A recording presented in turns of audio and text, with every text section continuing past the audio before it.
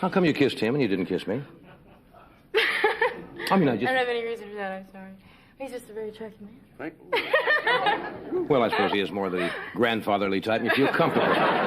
Some actresses were so gorgeous that they could command an entire room with just their looks. These are actresses who made it hard to look away. Courteney Cox.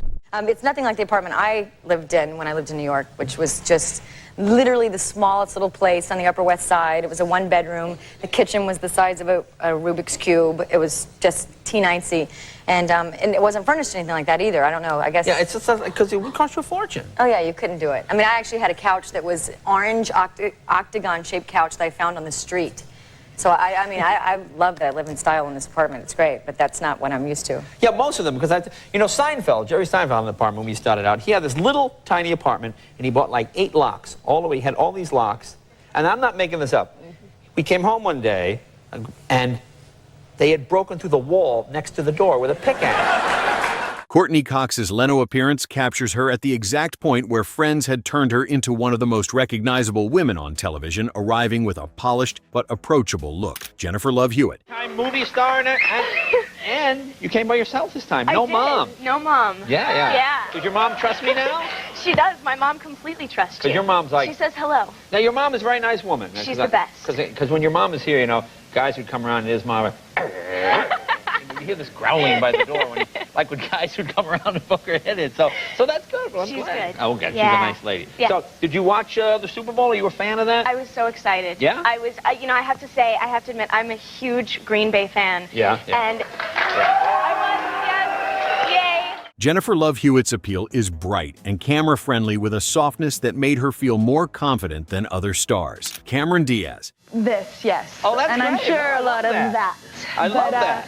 And somehow along the way, we'll manage to keep our eyes and wondrously, keep our hair out of our lip gloss and stuff like that. Now, is there special training? I mean, do you have to... I can't remember. I know, obviously, you're not doing the characters from the TV show. No. These are 3 separate, but... We do a lot of target training. Yeah. We have a big, target with Jay Leno. I mean, what do you call it? In the center? No, I was just teasing. Cameron Diaz's early Jay Leno appearance has the unmistakable energy of a newcomer who had just stunned movie audiences in The Mask, walking in with that fresh 90s bombshell image. Marisa Tomei. The royal premiere. Oh, did you meet the Queen and all this? Yes. Crazy family and everything? No, I just got to meet the Queen and her husband. They call him her consort. Oh, that's right. He wouldn't be king. He's like... Yes, the consort. Friend of the Queen or something. Yeah. FOQ, yeah. Now, what is that like? I mean, is that nerve-wracking? I mean, is there a whole thing you go through when you do that? Of course. Well, I was very nervous. I mean, it's the Queen. And I didn't know what to wear. It was actually, I had a dress that I was going to wear, and I changed my mind at the last moment, which was really lucky because another girl wore the exact same dress that I was going to wear. Oh, really? Oh, it wasn't the Queen. No. You don't want that. No, you don't want that. No. In 1993, Marisa Tomei had the glow of an actress who had just become impossible to ignore after her role in My Cousin Vinny, with beauty that's lively rather than distant. Sandra Bullock. He's with the sanitation department. Oh, I keep it within the city. Since I'm the bus driver, I got to keep it within the family. They don't like you to date outside of the, So you've been seeing this guy for a long time? Seeing him, yes, for a long time. Well, three and a half years. That's a long time. Yeah. Now, is it tough for him? Because guys go crazy for you now. You like the bus woman now, so they go nuts. I know. I drive a lot. No, I would think it would be. I couldn't date me. I don't think I could date. You just couldn't date yourself? What was that? Yeah. I mean, did somebody say they would date me?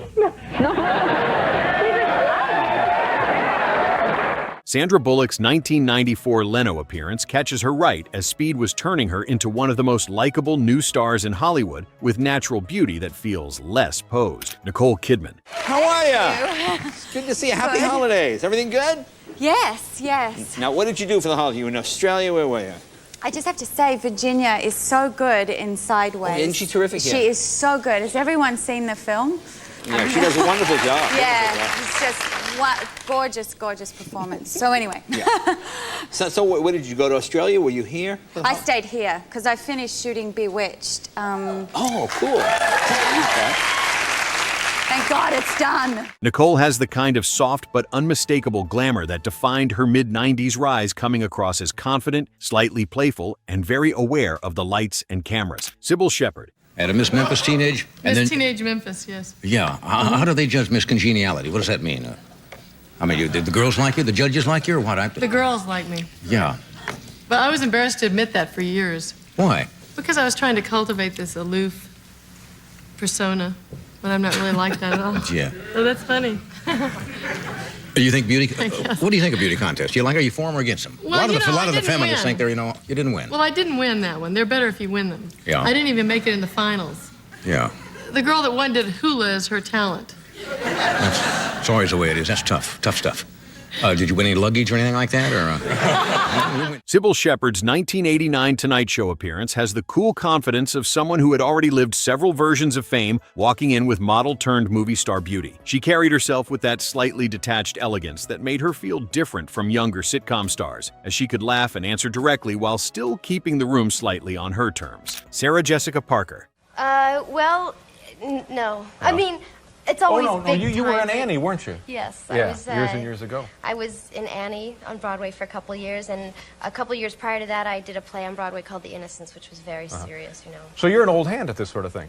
Oh, well, okay, sure. And things are going well? Yeah, things seem to be going well. Of course, I'll probably get hit by a car tomorrow or something. No, see, don't even say that. You shouldn't say that, because Okay. this is the town where somebody watching at home will think, well, maybe she'd like What's that. You know? Yeah, you're right. Sarah Jessica Parker's 1992 Letterman appearance gives a stronger actual talk show moment as she tells an embarrassing story from her Annie days, letting herself be funny without losing the polished young star presence. Letterman's dry reactions make the story land even better because he gives her just enough room to make the awkward memory bigger, as Parker's early 90s look is very different from her later movie image. Andie MacDowell. Would it be funny if you set the whole thing up with a prank phone call? If that's how it happened? One day you just called France and they said, sure, come on over. You had the deal. That would, yeah. How long did you live in Paris? A year and a half, almost 2 years. Now, was that the best time of your life? It was great. It really was. It was wonderful. It was really magical, especially coming from Gaffney. Sure. It was a change. Yeah, and how did it change you, if at all? I think it just made me grow up a lot. It made coming to New York and doing the things that I had to do a little easier. Because it was like an education. Yeah, I would like to do that. I would like to take a couple of years off and model in Paris. It was nice. Andie MacDowell's presence adds a softer, more elegant kind of beauty, as she had the polished presence of a model. But the interview matters because she was also proving herself as a film actress. Letterman's late-night style gives her a different challenge, since his interviews often played with awkwardness and irony, while MacDowell handles that environment with calm charm. Her appeal is naturally composed and very late 80s, with a graceful presence that doesn't feel overly manufactured as the segment works, because she brings old-school screen beauty into a slightly stranger Letterman atmosphere. Priscilla Presley. We used to see each other at PTA. Our daughters were in the same kindergarten together. That's right, Melissa. Melissa. That's right. Is that nice? And then She's now, still going to that school? No, the school stops at 6th grade. Mine is. Yeah, wouldn't it be great? They were only two stupid kids, and they're 15 years old, and they're still going to 6th grade. I wish we could stop it there. Yeah, they're so great when they're small. Yes. Yes. But they grow. But you look wonderful. Thank you. You look great then, too, but you look Thank you. very good. I was waiting for that. Linda Gray says that she doesn't like you. I don't know if you watched the show. No. Priscilla Presley's 1983 Tonight Show appearance brings a different kind of glamour, because the audience already connects her with Elvis History Dallas fame and a very controlled public image, as the segment has that early 80s talk show atmosphere where celebrity mystery still mattered. The Elvis connection adds a layer of fascination without needing to be discussed directly, as her mere presence evokes that history. Liv Tyler. You have a GED. Is that what you have? No, I graduated. You actually graduated. Okay. Yes, I did. Did you get good I grades? saw my teacher yesterday. Yeah, you really? Thank you. But here's your dad. Look at this. It's Dad. Yes, it's rock and roll, Oh my Dad. God. Cover that part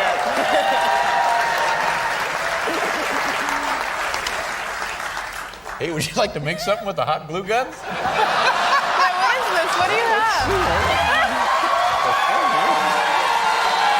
Can I glue myself to you?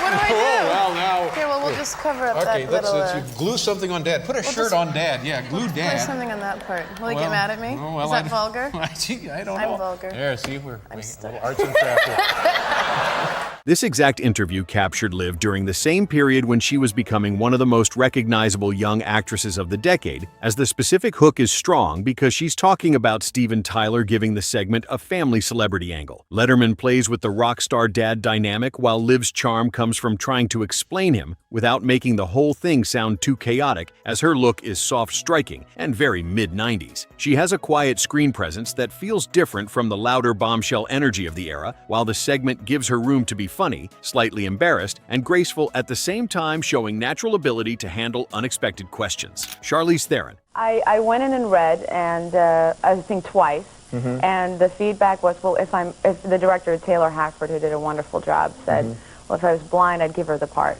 but I think that she might be too beautiful to play. I play Keanu Reeves' wife. They said the problem was that you're too beautiful? Yeah, they were scared that I might be too beautiful for the part. And it's because in the film, Keanu, my husband, he has to get a little lust for another woman in the film, and they felt, well, if they didn't think it was believable. If I was his wife, why would he be looking around? Which is a compliment. How did you overcome being too beautiful? I know how I did it for this program. Charlize Theron's 1997 late-night appearance has the unmistakable feeling of a future star still being introduced to a wider audience, as she is only a few years into her film career, but the camera presence is already obvious while the segment works, because she combines model-level beauty with a slightly unexpected ease in conversation. She doesn't appear overly polished in the old studio system way, which makes the interview feel more modern and relaxed, as her South African background and early Hollywood story give the appearance more texture. Catherine Zeta-Jones. No, Zeta, you were right. You've done the research. People call you Zeta. Zeta, but you know what?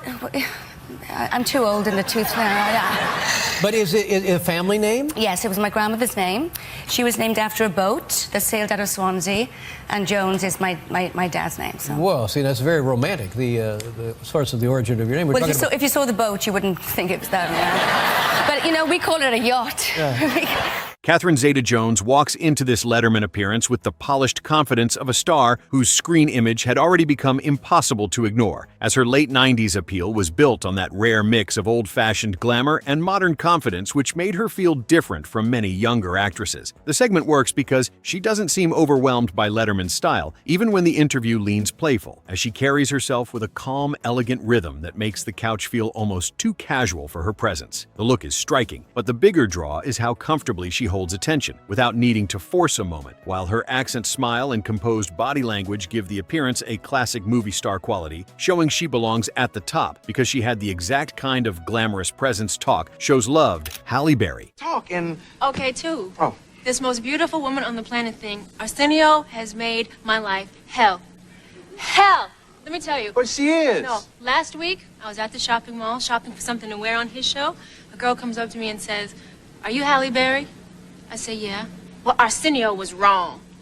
And walked off. Okay. Halle Berry's 1993 Arsenio appearance captures her before the full Hollywood legend had formed. But the star's presence is already obvious, as she is young, poised, and incredibly camera-ready. Yet the segment has more substance than a standard beauty-focused interview. The discussion about colorism and casting gives the appearance a sharper edge, because she's not simply sitting there to be admired, while Arsenio's show had a warmer, more culturally alive energy than many late-night rooms, and Halle fits that space naturally. Her beauty reads through the screen, but so does the seriousness in how she talks about being seen in Hollywood, as that combination makes the interview stronger than a basic promotional stop showing she belongs high on the list, because the segment shows both the look and the intelligence that would later make her a major star. The colorism discussion adds weight. Most glamour-focused interviews avoided proving Berry understood her position as a black woman in Hollywood, carried implications beyond just personal success. Arsenio's format allowed for conversations mainstream late night often sidestepped, creating space for Berry to speak candidly about industry realities. Her willingness to discuss difficult topics while maintaining grace demonstrates maturity beyond her years, showing she wasn't just another pretty face. The 1993 timing places this before her Oscar win, making the segment feel prophetic, as viewers can see the star quality that would eventually be recognized. Berry's beauty is undeniable, but her refusal to let that be the only topic proves she controlled her own narrative. The segment demonstrates why she became such an important figure in Hollywood by showing substance behind the stunning appearance. The appearance captures a specific moment when Berry was transitioning from model and beauty queen to serious actress, showing the work required to be taken seriously. Late-night television was evidence that the most unforgettable actresses weren't just beautiful, but knew exactly how to command a room through presence, timing, and the confidence that made even simple conversation feel like witnessing something magnetic. From Catherine Zeta-Jones's classic glamour to Halle Berry's intelligent discussions, these moments showed that true star power came from the combination of beauty and substance that made looking away feel impossible. Which actress do you think had the most captivating late-night presence? Drop your answer in the comments and subscribe for more classic talk show moments.